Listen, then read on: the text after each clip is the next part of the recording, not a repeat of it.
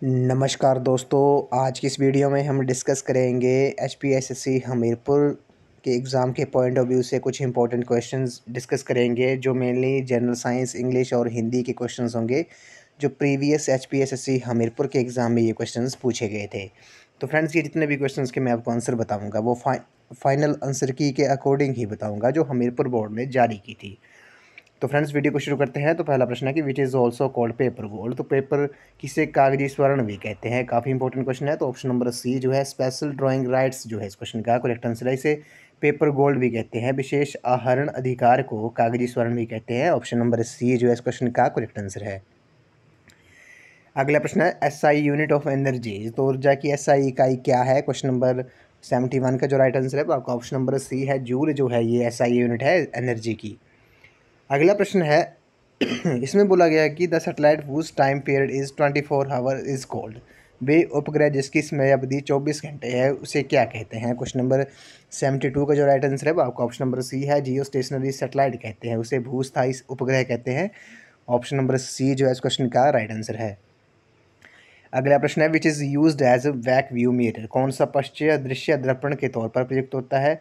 कौन सा मिरर है जो यूज़ किया जाता है बैक व्यू मिरर के तौर पर। तो क्वेश्चन नंबर 73 का जो करेक्ट आंसर है वो आपका ऑप्शन नंबर बी है, कन्वेक्स मिरर जो है इस क्वेश्चन का राइट आंसर है।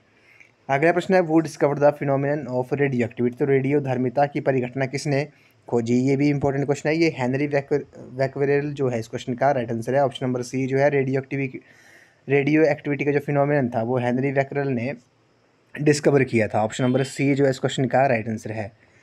अगला प्रश्न है which catalyst is used in manufacture of ghee from vegetable oils. तो वनस्पति तेल से घी के उत्पादन के लिए कौन सा उत्प्रेरक प्रयुक्त होता है। तो निकल जो है इस क्वेश्चन का करेक्ट आंसर है। निकल catalyst is used in manufacture of ghee from vegetable oils. Option number D जो है इस क्वेश्चन का राइट आंसर है। अगला प्रश्न है कॉमन साल्ट इज। तो साधारण नमक है ये सोडियम क्लोराइड है। ऑप्शन नंबर सी ए जो है इस क्वेश्चन का करेक्ट आंसर है। इसका फॉर्मूला होता है वो NaCl होता है। क्या होता है, NaCl। अगला प्रश्न है मनुष्य द्वारा उपयोग में ली गई प्रथम धातु थी which is the first metal used by man. तो इस क्वेश्चन का जो करेक्ट आंसर है वो आपका ऑप्शन नंबर ए है, कॉपर जो है इस क्वेश्चन का राइट आंसर है। अगला प्रश्न है सोल्डर किसकी मिश्र धातु है। Solder is an alloy of. तो सोल्डर किसका अलॉय है, किसकी मिश्र धातु है। क्वेश्चन नंबर 72 का जो करेक्ट आंसर है वो आपका ऑप्शन नंबर सी है, लेड और टिन का ये अलॉय है। तो मिश्र धातु है ये सीसा और टिन की। ऑप्शन नंबर सी जो है इस क्वेश्चन का राइट आंसर है। अगला प्रश्न है सीएनजी मेनली कंटेन। सीएनजी में मुख्य रूप से होता है। तो सीएनजी में मुख्य रूप से क्या होता है, ये मीथेन जो है इस क्वेश्चन का करेक्ट आंसर है। इसे मार्स गैस भी कहते हैं। CH4 जो है ये इसका सूत्र है। ऑप्शन नंबर सी जो है इस क्वेश्चन का राइट आंसर है।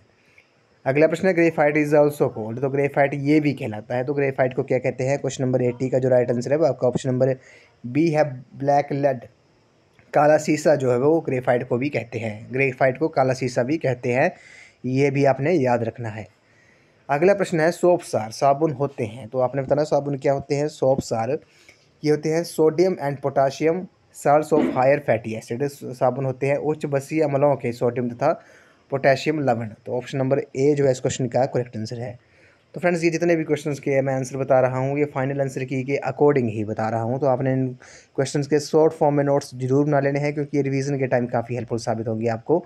HPSSC हमीरपुर के वेरियस जो एग्ज़ाम अभी कंडक्ट किए जा रहे हैं उन सभी एग्ज़ाम में, क्योंकि ये क्वेश्चन रिपीट भी हो सकते हैं। हमने देखा है कि प्रीवियस हमीरपुर बोर्ड के एग्ज़ाम में जो क्वेश्चन पूछे जाते हैं वो आमतौर पर रिपीट भी होते रहते हैं।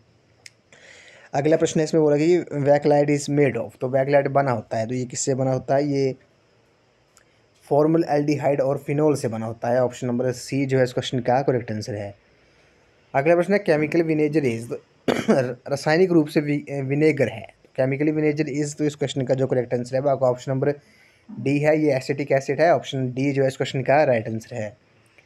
अगला प्रश्न है विटामिन सी का सी है। तो विटामिन सी का जो केमिकल नेम होता है वो क्या होता है, वो एस्कॉर्बिक एसिड होता है। ऑप्शन नंबर ए जो है इस क्वेश्चन का करेक्ट आंसर है। अगला प्रश्न है कोविड-19 इज कॉज्ड बाय। तो कोविड-19 का कारक है। तो कोविड-19 आपको पता होगा ये वायरस की वजह से होता है। ऑप्शन नंबर डी जो है इस क्वेश्चन का करेक्ट आंसर है। अगला प्रश्न है which is a social insect. तो सामाजिक कीट कौन सा है। तो चींटी जो है इस क्वेश्चन का करेक्ट आंसर है। ये सोशल इंसेक्ट है, सामाजिक कीट है।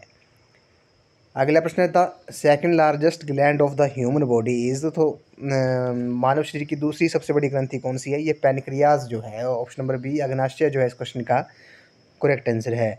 अगला प्रश्न है kidney stone is generally composed of, तो पत्थरी सामान्यतः बनी होती है, ये किसकी बनी होती है? ये काफ़ी इंपॉर्टेंट क्वेश्चन है। क्वेश्चन नंबर 88 का जो करेक्ट आंसर है वो आपका ऑप्शन नंबर सी है। ये कैल्शियम ऑक्सलेट क्रिस्टल की बनी होती है, ऑप्शन ए सी जो है इस क्वेश्चन का राइट आंसर है। अगला प्रश्न है निमोनिया मानव शरीर के कौन से अंग को प्रभावित करता है? Pneumonia affects which organ of human body, तो क्वेश्चन नंबर 89 का जो करेक्ट आंसर है वो आपका ऑप्शन नंबर बी है, ये फेफड़ों को प्रभावित करता है। तो फ्रेंड्स इससे एक क्वेश्चन डिराइव होता है, ये इंग्लिश में पूछ सकते हैं, निमोनिया की आपसे स्पेलिंग पूछ सकते हैं। तो आमतौर पर देखा गया कि इसमें मैक्सिमम जो बच्चे होते हैं वो निमोनिया की स्पेलिंग एन से शुरू करते हैं, तो ये भी आपने याद रखना है। करेक्ट स्पेल्ट में आपसे ये क्वेश्चन पूछ सकते हैं। अगला प्रश्न है डोली वाज ए क्लोन, तो डोली एक क्लोन थी, तो डैश किसकी क्लोन थी? ये भेड़ की, ऑप्शन नंबर सी जो है इस क्वेश्चन का करेक्ट आंसर है। डोली clone was a clone ship, तो डोली एक क्लोन भेड़ थी, ऑप्शन नंबर सी जो है इस क्वेश्चन का राइट आंसर है। अगले जो प्रश्न है इसमें ये हिंदी लैंग्वेज के क्वेश्चन है, इसमें बोला गया शुद्ध शब्द हमने चुनने हैं, तो शुद्ध रूप क्या होगा? स्वाभाविक का, क्वेश्चन नंबर 151 का जो राइट आंसर है वो ऑप्शन नंबर बी है, ये स्वाभाविक का शुद्ध रूप है, ऑप्शन बी जो है इस क्वेश्चन का करेक्ट आंसर है। उसी तरह श्रीमान का जो शुद्ध रूप होता है वो कौन सा है? ये ऑप्शन नंबर सी जो है ये श्रीमान का शुद्ध रूप है। टिप्पणी का शुद्ध रूप क्या होगा? तो ऑप्शन नंबर 153 का जो राइट आंसर है वो ऑप्शन नंबर ए है, टिप्पणी का ये शुद्ध रूप है। अगला प्रश्न है निर्दोष का जो शुद्ध रूप होगा, शुद्ध शब्द होगा वो ऑप्शन नंबर डी होगा। उसी तरह निरीक्षण, ये भी इंपॉर्टेंट है, निरीक्षण का जो शुद्ध रूप होगा आपका ऑप्शन नंबर बी होगा। अगला प्रश्न है पर्यायवाची शब्द चुनिए, ये इंपॉर्टेंट है। उन्नति का जो पर्यायवाची शब्द होता है वो उत्कर्ष होता है, उत्कर्ष जो है उन्नति का पर्यायवाची शब्द है। उसी तरह उग्र जो है, उग्र का जो पर्यायवाची शब्द होगा वो आपका उत्कट होगा। अगला है लिपि का पर्यायवाची शब्द क्या होगा? तो अक्षर चरण जो है इस क्वेश्चन का करेक्ट आंसर है। उसी तरह जुकाम का जो पर्यायवाची शब्द होगा वो आपका पादीर होगा, ऑप्शन नंबर ए जो है इस क्वेश्चन का राइट आंसर है। अगला प्रश्न है रस्सी का पर्यायवाची शब्द क्या होगा? तो रज्जू जो है इस क्वेश्चन का करेक्ट आंसर है, रस्सी का पर्यायवाची शब्द रज्जू भी होता है। अगला है मुहावरों के उपयुक्त अर्थ चुनिए, तो ठिकाने लगाना इस क्वेश्चन का जो करेक्ट आंसर है वो आपका ऑप्शन नंबर ए है, मारना। ठिकाने लगाना मुहावरे का अर्थ होता है मारना। अगला है घात में रहना, घात में रहना मुहावरे का अर्थ क्या होगा? ये बुरा करने का अवसर ढूंढना, ऑप्शन नंबर बी जो है इस क्वेश्चन का करेक्ट आंसर है। अगला प्रश्न है कागज भरना, तो कागज भरना मुहावरे का अर्थ क्या होगा? ये आपका व्यर्थ लिखना होगा, ऑप्शन नंबर डी जो है इस क्वेश्चन का राइट आंसर है। अगला है नेत्रहीन में समास है, तो नेत्रहीन में कौन सा समास है? ये तत्पुरुष समास है, ऑप्शन नंबर ए जो है इस क्वेश्चन का राइट आंसर है। अगला प्रश्न है लेखक का स्त्रीलिंग क्या होगा? तो लेखक का जो स्त्रीलिंग होगा वो आपका लेखिका होगा, ऑप्शन नंबर डी जो है इस क्वेश्चन का राइट आंसर है। अगला है सज्जन का बहुवचन क्या होगा? सज्जन का बहुवचन सज्जन ही होगा, ऑप्शन सी इस क्वेश्चन का राइट आंसर है। अगला है दाता का विपरीतार्थक शब्द क्या होगा? तो दाता का विपरीतार्थक शब्द क्या होगा? ये कृपण होगा, ऑप्शन नंबर ए जो है इस क्वेश्चन का करेक्ट आंसर है। अगला है सही अर्थ चुनना है, इरेगुलरिटी का जो मतलब होता है वो क्या होता है? वो आपका अनियमितता होता है, ऑप्शन नंबर बी जो है इस क्वेश्चन का करेक्ट आंसर है। उसी तरह इम्प्लीमेंटेशन का जो मतलब अर्थ होता है वो क्या होता है? वो कार्यान्वयन होता है, ऑप्शन नंबर डी जो है इस क्वेश्चन का करेक्ट आंसर है। अगला है डेलीगेशन का अर्थ क्या होगा? ये शिष्टमंडल होगा, ऑप्शन नंबर ए जो है इस क्वेश्चन का करेक्ट आंसर है। अगले क्वेश्चन जो है वो इंग्लिश लैंग्वेज के क्वेश्चन है, इसमें बोला गया choose the most appropriate option out of the given alternative A B C and D to fill in the blank, तो बोला गया कि he is given dash bad habits, तो इस क्वेश्चन का जो करेक्ट आंसर होगा वो आपका ऑप्शन नंबर डी होगा, he is given to bad habits. अगला है she came dash with me to see the circus, तो ऑप्शन नंबर 132 का जो करेक्ट आंसर होगा वो आपका ऑप्शन नंबर ए होगा, she came along with me to the see the circus, option number A इस क्वेश्चन का करेक्ट आंसर है। अगले प्रश्न में बोलेगा कि he dash all his energies to wear upon the task, question number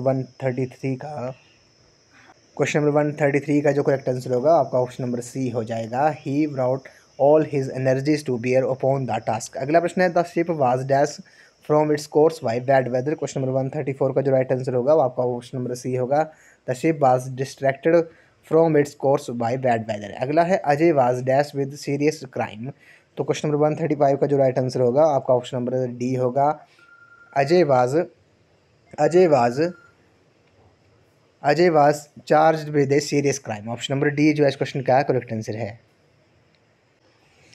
अगले क्वेश्चन में आपने बताना है, करेक्ट स्पेलिंग बतानी है क्वेश्चन नंबर 136 से लेकर 140 तक। तो क्वेश्चन नंबर 136 का जो राइट आंसर होगा वो आपका ऑप्शन नंबर सी है।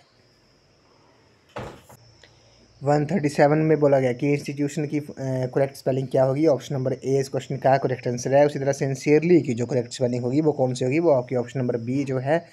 139 का डिसिप्लिन का जो करेक्ट स्पेलिंग होगी वो आपका ऑप्शन नंबर सी होगी, ये डिसिप्लिन की करेक्ट स्पेलिंग है। अगला है ट्रस्टवर्दी की जो करेक्ट स्पेलिंग कौन सी होगी, ये आपकी ऑप्शन नंबर सी हो जाएगी, ट्रस्टवर्थी। अगला प्रश्न इसमें बोला गया कि choose the word opposite in meaning to the given word out of 4 alternative ABCD। तो आपने ऑपोजिट मीनिंग बताना है। तो कॉन्फिडेंट जो है इस क्वेश्चन का जो फ्रेंड्स फाइनल आंसर की आंसर था वो आपका ऑप्शन नंबर ए भी करेक्ट था, ऑप्शन नंबर बी भी करेक्ट था और ऑप्शन नंबर डी भी जो था। ये तीनों कोई ऑप्शन जो थे वो अपने फाइनल आंसर की में ये करेक्ट आंसर बताए गए थे, ऑपोजिट मीनिंग बताए गए थे कॉन्फिडेंट के। अगला है इसमें बोला गया कि बेनिवोलेंस का जो ऑपोजिट मीनिंग क्या होगा, तो ये आपका ऑप्शन नंबर सी हो जाएगा, ऑप्शन नंबर सी इस क्वेश्चन का राइट आंसर है। अगला है 143 का जो राइट आंसर होगा वो आपका ऑप्शन नंबर सी है, डिलाइट इस क्वेश्चन का करेक्ट आंसर है। अगला प्रश्न है इसमें बोला इनफ्रक्टोस का ऑपोजिट मीनिंग क्या होगा। तो फ्रेंड्स इस क्वेश्चन की फाइनल आंसर की में सभी को ग्रेस थी, क्या थी, ग्रेस थी इस क्वेश्चन की। अगला है पैशनेट का ऑपोजिट वर्ड क्या होगा, मीनिंग क्या होगा, काल्म जो है इस क्वेश्चन का करेक्ट आंसर है। अगला है choose the one word substitution for the given expression out of 4 alternative ABCD N assembly of hairs. तो 146 का जो राइट आंसर है वो आपका ऑप्शन नंबर ए है, ऑडियंस इस क्वेश्चन का करेक्ट आंसर है। अगला है ओपोज टू ग्रेट और सडन चेंज। तो इस क्वेश्चन का जो करेक्ट आंसर है वो आपका ऑप्शन नंबर सी है, कंजर्वेटिव जो है इस क्वेश्चन का राइट आंसर है। अगला है ए पर्सन वो helps you break the law. तो इस क्वेश्चन का जो करेक्ट आंसर होगा वो आपका ऑप्शन नंबर बी हो जाएगा। ये वन वर्ड सब्स्टिट्यूशन है, ये अपने याद करना है, ये नोट भी कर लेने हैं क्योंकि ये रिपीट भी हो सकते हैं। अगला है पर्सन वो हैज़ लॉन्ग एक्सपीरियंस। तो उसे क्या कहते हैं, क्वेश्चन नंबर 149 का जो करेक्ट आंसर होगा वो आपका ऑप्शन नंबर डी हो जाएगा। Person who has long experience उसे वेटर्न कहते हैं, ऑप्शन नंबर डी जो है इस क्वेश्चन का करेक्ट आंसर है। अगला है पीपल इन ए राइट। तो इस क्वेश्चन का जो करेक्ट आंसर है 150 का जो राइट आंसर होगा वो आपका ऑप्शन नंबर सी है, मॉब जो है इस क्वेश्चन का करेक्ट आंसर है। ये वन वर्ड सब्स्टिट्यूशन है फ्रेंड्स, ये रिपीट भी हो सकते हैं, हमने आमतौर पर देखा है HPSSC हमीरपुर के एग्ज़ाम में क्वेश्चंस रिपीट होते रहते हैं। तो ये आपने इन क्वेश्चंस के अपने शॉर्ट नोट्स जरूर बना लेने हैं। तो फ्रेंड्स आज की वीडियो में बस इतना ही। आज हमने HPSSC हमीरपुर द्वारा जो प्रीवियस एग्ज़ाम कंडक्ट किए गए थे उसमें जो जनरल साइंस, इंग्लिश और हिंदी के जो क्वेश्चंस पूछे गए थे आज हमने उन क्वेश्चंस को इस वीडियो में डिस्कस किया और जितने भी आंसर मैंने बताए वो फाइनल आंसर की के अकॉर्डिंग ही बताए। तो फ्रेंड्स आई होप आपको वीडियो पसंद आई होगी, तो वीडियो को लाइक शेयर एंड सब्सक्राइब जरूर कर दें। तो आज की वीडियो में बस इतना ही, तो थैंक यू फ्रेंड्स।